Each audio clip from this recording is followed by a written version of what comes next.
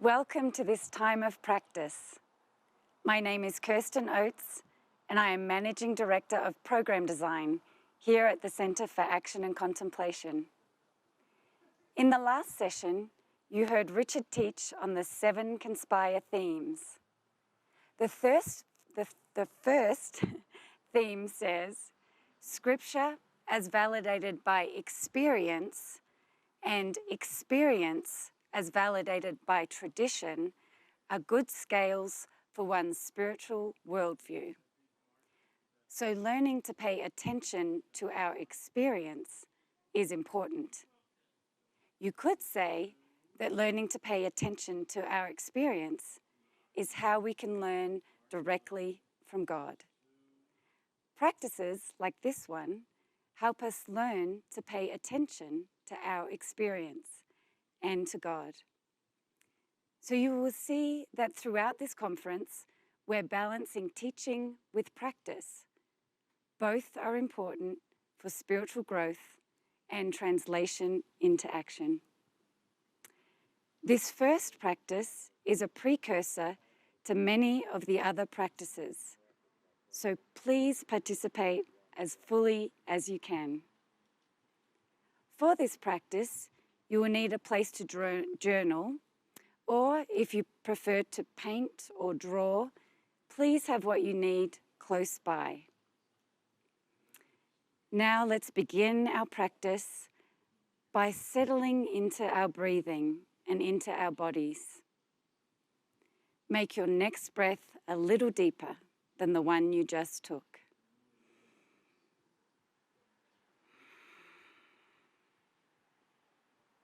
Stretch or wiggle your body around and get comfortable in your breath.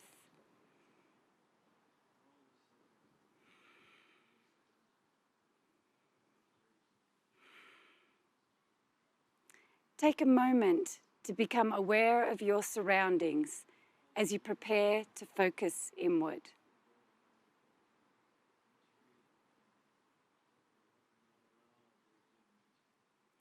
Now gently close your eyes or lower your gaze toward the ground.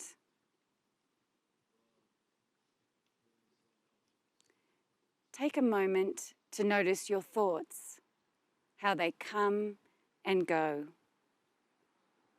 Try and make your attention bigger than just your thoughts by keeping your attention on what I am saying, even as your thoughts continue to come and go. If you get stuck on a thought at any point, just gently let the thought go and return to the practice. Take another breath and listen as I guide you through the meditation practice. In God we live and move and have our being. Acts 17:28. God is love. Whoever lives in love lives in God, and God in them. 1 John 4:16. Scripture tells us that God is present in us and all around us, sustaining us in a state of oneness with us. God longs for us to know this oneness and what it means for the world we create. Religion was supposed to support us discovering this experience, but for many people, religion has not helped them in this process. But even without religion, God is always right with us, as close as our breath, loving us into being. Now, there are moments when we get graced glimpses of this reality of love and oneness. The challenge is that with the busyness of our minds and the demands of our lives, they tend to keep us from discovering this depth that is always there. We will now engage in a simple practice of noticing God's presence in our experience through the portal of love. Take a moment to deepen your breath and relax into your breathing.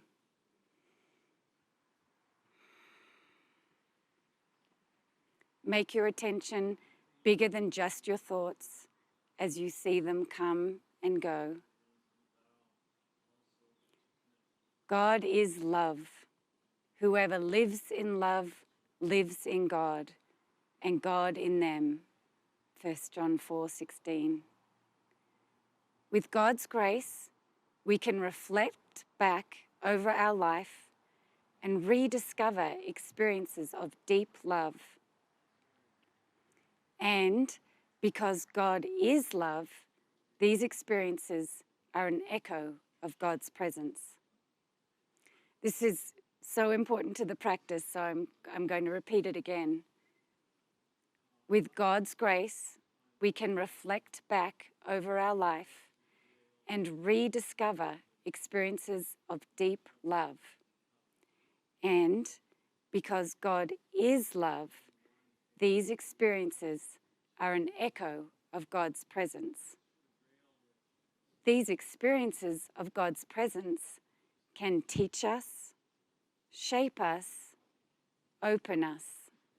They can save and redeem us. Take a slower breath.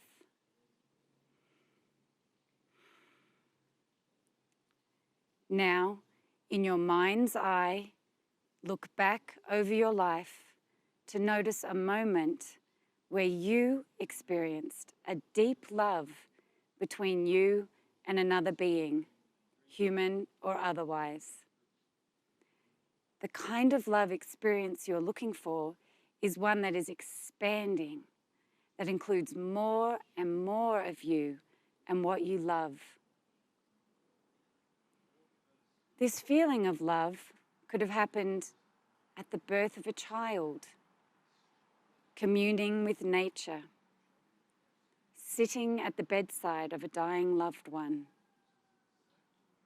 reading stories to a child, while dancing or singing with friends, during an act of kindness that you offered to another, in the middle of a simple conversation.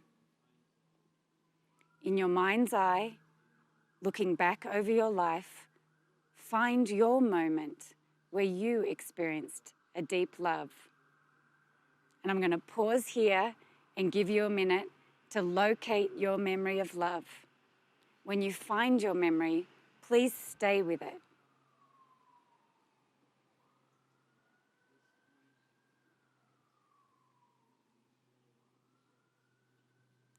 Now, holding your memory in your mind's eye and reflecting on it, what do you see? What do you hear? What do you smell? What do you feel? What is open in you? Where is the love coming from?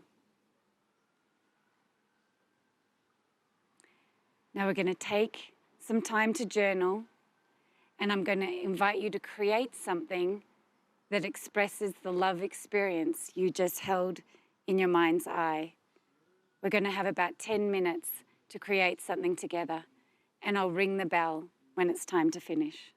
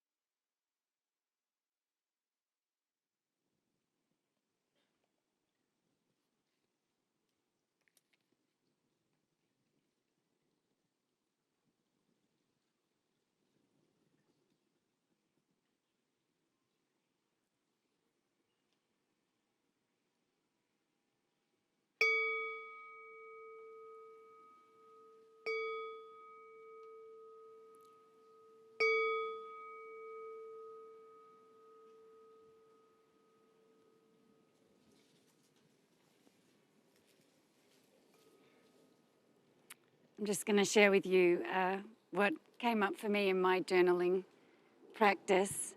And I'll just let you know I have no artistic training or talent, but I did feel like drawing something. So this is what came up for me. This drawing represents a time when I was with my sister and she was having her children. I was unable to have children myself and never have had that experience of having my own baby, but my little sister has had 4 babies, and I've had the privilege of being there for the birth of her children and being able to hold them right after they were born. So these are my arms holding my nieces and nephews, Sam, Oliver, Lulu, and Gigi. And it was interesting when I drew the baby in my arms, it had kind of a heart shape to it. And I remembered how full and alive my heart felt at that time. And when I think of that prompt that I offered in this practice of where was the love coming from, I remember gazing into the beautiful face of my newborn niece or nephew, and it felt like through that gaze, this is the gaze, there was such a powerful connection of love, but it felt like it was coming from something much bigger than me, a love that was surrounding everything that was happening. I wrote here that I would do anything for this child. In their powerlessness, they are so precious to me. So I hope you had a chance to create a drawing or write some words that you can come back to again and again. We'll be inviting you to return to whatever you put together for upcoming practices. So please keep whatever you put together nearby so you can return to it throughout the conference. In this experience of love, you have arrived at the gate of heaven. You are touching on something that is true every moment of your life. Together, we're finding our way to knowing ourselves in God's life-giving love so that we can give that to the world. Let's end this practice with a bow of gratitude for the opportunity to connect more deeply to what is most real, to what is most meaningful.